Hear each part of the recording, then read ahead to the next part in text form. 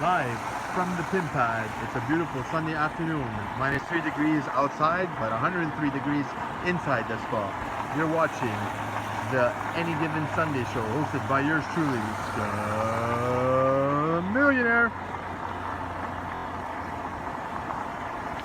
What's going on, NFL crazies, my NFL fans, all kinds of fans, my gamblers, everybody.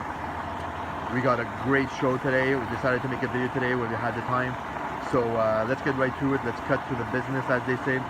So it's week 10, 5 and 4, 9. Yeah, it's week 10, as they say, because of the bye week and all that. So this is an important week. We got a lot of the winners trying to separate themselves from the losers, and the contenders separating themselves from the pretenders. So I always say this is the most important stretch of the season. Why? Because regardless of your record, a lot of teams can make run for it. And the teams that play the best in the second half are the teams that have the most momentum going to the playoffs, are the most dangerous. You could be 8 and 1 and then you could fall apart the second half. You could be 6 and 4 or 5 and 4, whatever, but play well and get yourself to the playoffs. A lot of teams have done it. Look at the Giants that year. When they were about to miss the playoffs, they went on a run and even won the Super Bowl. So anything can happen. Now you're going to say, who are the pretenders and who are the contenders? Well, the pretenders are the ones that are on the bubble at 5 and 4, 5 and 5, 6 and 4. They're just trying to get playoffs, but you know, everybody knows they're not going to go anywhere. So they're just going to make the playoffs to get in the first round. The contenders are the real teams. The teams we're talking about, like this year, the Patriots, as always, they're always there. The Steelers, and the NFC. I'd say there's only basically Eagles that have been dominating, and then you have the Falcons are always dangerous, Carolina Panthers, and Seattle Seahawks. You know, the Seahawks have been decimated by injuries on defense, so it's gonna be hard for them to really make a run of it. So we got all kinds of matchups today. I didn't really take a look at the schedule. Basically, I only know my team, my garbage Dolphins. I thought the Dolphins were gonna do well this year, but given their injury to Ryan Tannehill, now we got the garbage quarterback. Everybody knows who it is, Jay Cutler. I can't throw a touchdown. I mean, always throws picks. They're not going anywhere, so they're going to get killed and destroyed by the Patriots. So that's another win for the Patriots. Probably want to watch that game. I'm going to tell you something. This year, more than any other years, usually I'm always focused on watching my Dolphins.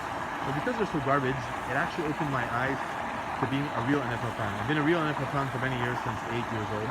But I rather enjoy other matchups because there are many other teams or games that are much more interesting. And it made me realize that I'm an NFL fan first, not just because of the Dolphins, well, obviously, but just there are great matchups. And the NFL as a sport itself is really, I mean, obviously, you know my love for the game in the NFL, so it's a great sport. But just enjoy other matchups that are playing on TV. So that's what I do. I look for the best game possible. Unfortunately, I can't catch the game on Bell because I can catch some games because they tell me they're not offering the package, garbage Bell. They didn't decide to pursue NFL tickets because it's too expensive. But they say I can get all the other games on CTV or other channels. Wrong. That's not true. I get some games, but not all the games, because some games on TV repeat itself. So you have the CTV games, it's like the same game 4 times. So I'm not actually catching all the games. You know, they say you can get 90% of games. Wrong. That's bullcrap. You know, so sometimes I watch in my box my Cody, but right now Cody's down, so, but that's fine, it's all good. I get whatever I can get, and that's it. So, I like to also talk about some other stuff, you know. Obviously I don't have much time because there's not really that much time on YouTube to record a video, so I'm just gonna get straight to the point.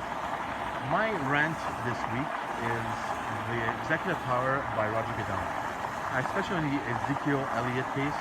That was born out of proportion, really blown out of proportion. Like, that was exaggerated. Okay, first of all, he was never convicted. Okay, he was never convicted. He was never found guilty. Okay, they had no substantial proof that he was guilty, that he did something. Okay, we even saw the texts and emails exchanged between that girl, that supposed girl that got raped, between her friend, and she just wanted to set him up. So I don't think the NFL has that authority and has that power, even though they give him that power to the commissioner. I think it should be arbitrarily judged by an independent committee, and they will make the decision. Now, if he's guilty, it's fine, they make the decision, but how is it that the NFL is making the decision to punish him and find him guilty when he wasn't guilty in a court of law? So that doesn't make sense to me. You know, the NFL thinks he's guilty, and they say, well, you're guilty, we believe you're guilty.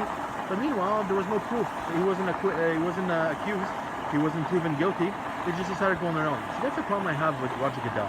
he thinks he's the commissioner, he's the boss, and the problem is it's the owners that granted him this power. That's why you're seeing a big fight now. They want to extend his contract and give him another few years and pay $50 million, ridiculous, and give him exclusive use of a private plane for life, whatever, and insurance for his family. Like, seriously, you're already making $30 million and you need exclusive use of a private plane insurance.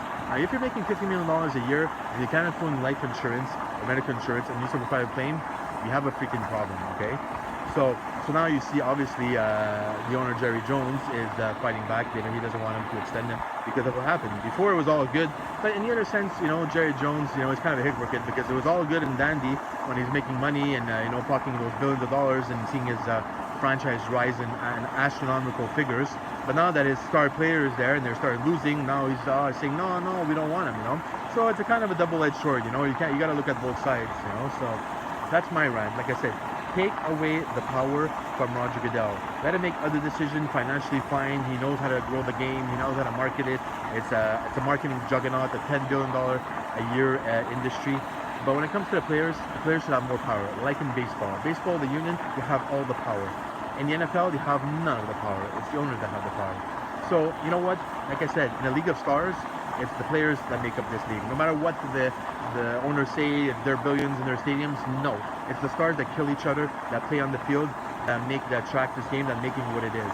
So they should be the ones in the driver's seat. What else we have on tap today?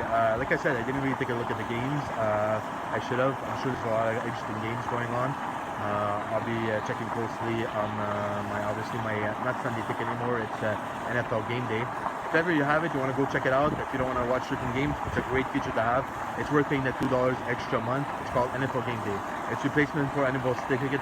They show all the updates every time the team scores, all the plays, all the scores, up to date, everything. It's really a great feature if there's no great games. But if you're a fan and you can see your team on TV, then great. Albeit, that's it. And I just want to say, any locks today? You're gonna ask me. You know what? I always say, there's a lock, and I figured, you know what the lock is every week? I'm sorry to say, even though it's a division round, it's the Patriots. Every time there's a big spread, then they play a team, it's basically they cover most of the time, like 90% of the time. So there, you want my lock of the day? Just pick the Patriots. Even going against my team, the Dolphins, it's 16.5. They're gonna cover more than 3 touchdowns. It's gonna be a blowout. I don't like jinxing my team and the thing, but they're horrible. They have nobody on defense to stop Tom Brady, and they can't score points with Jay Cutler. Throw in the recycle bin. So on that account, I'm just going to chill here for a few more minutes in the spa, enjoy myself, take it easy, refresh, enjoy this nice weather, this -3 day, but 103 degrees in the spa. So to all you my NFL fans, to all the NFL crazies, to all the football crazies in the world, before I end this, I just want to say a shout out, like I always do, to my SAQ crew that believes in me and always encouraged me to do videos. Actually, they were asking this weekend, Jacob and even Charles asking this weekend, so there we go.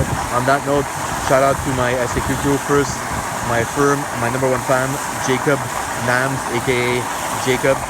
Well, I call him Nams, Jacob Nams. Simon, aka Dirk. Sébastien Gadbois, aka Gaines. And last, certainly not least, my #1 fan, or one of my big fans, Charles Allegri. Did I say it right, Charles? But we call him Charlie. I hope you enjoyed the show. We'll be back next week, hopefully. We'll go to the show. Like I said, I do it for you, the fans, my #1 fans. I do everything. It's on, and on. I'm trying to get this. This is my dream. This is my show. This is my passion. And to talk about NFL football. So eventually, we'll get to where we are. I just got to work hard and push through. On that note, I am out. Take it easy.